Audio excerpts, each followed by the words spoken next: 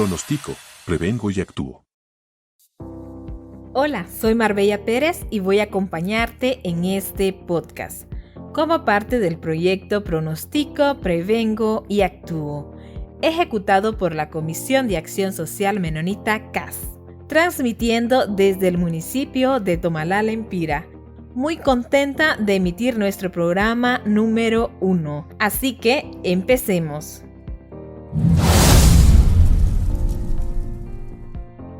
Un famoso sismólogo peruano decía: no es el terreno que te mata, sino la casa que te cae encima. Esto se debe a que la casa ha sido construida sobre un terreno no edificable y, por lo tanto, más expuestos a una amenaza, o puede ser consecuencia de que no hayan sido utilizados los materiales adecuados para ello, lo que aumenta el riesgo de vulnerabilidad. Tanto la amenaza como la vulnerabilidad aumentan el riesgo. Pero, ¿cómo se revierte esta situación? Para comprenderlo, hemos diseñado este podcast sobre la gestión de riesgos de desastres. Antes de empezar con la definición de riesgo de desastres, necesitamos primero entender qué quiere decir vulnerabilidad, amenaza y riesgo. Así que escuchemos. El punto de inicio de los desastres no es al momento que se presenta un fenómeno natural, como un sismo. El desastre en realidad inicia mucho antes. Por ejemplo, cuando construimos casas en terrenos que no cumplen con las condiciones necesarias, es decir, cuando construimos el riesgo.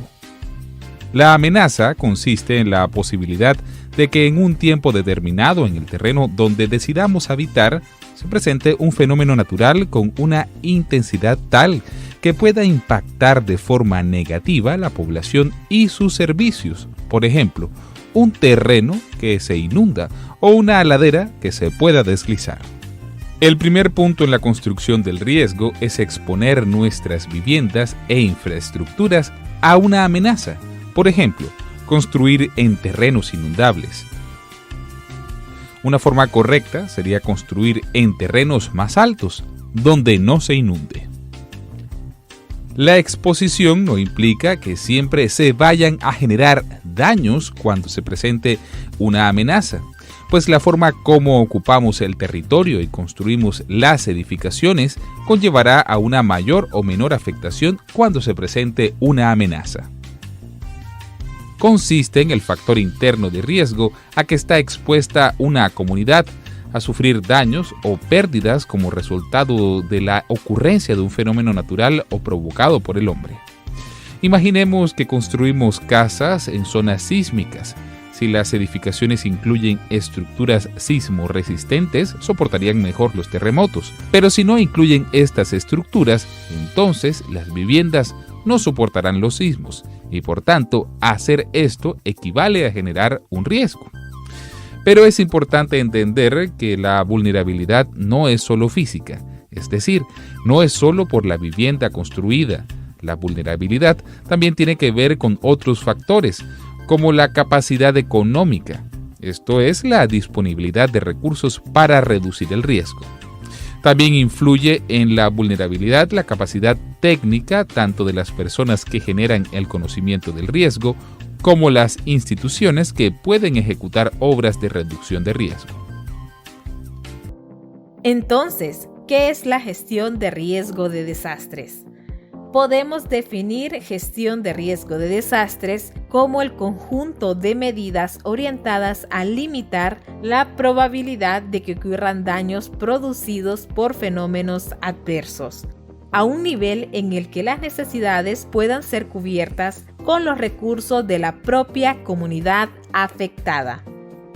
Esto se logra mediante la eliminación o la reducción de la amenaza, la vulnerabilidad o ambas. Pero también se logra mejorando la capacidad de respuesta de la comunidad. Esto es la preparación. Cuando se habla de gestión de riesgos, comúnmente se asocia a los riesgos y desastres naturales, como terremotos, sismos, inundaciones, tormentas, huracanes, etc. Pero la verdad es que este sector no se limita solo a los desastres naturales, ya que abarca todos aquellos eventos adversos que implican un cambio en la población de interés. Estos eventos adversos podrían ser la violencia, la entrada repentina de muchas personas migrantes por una frontera, entre otros.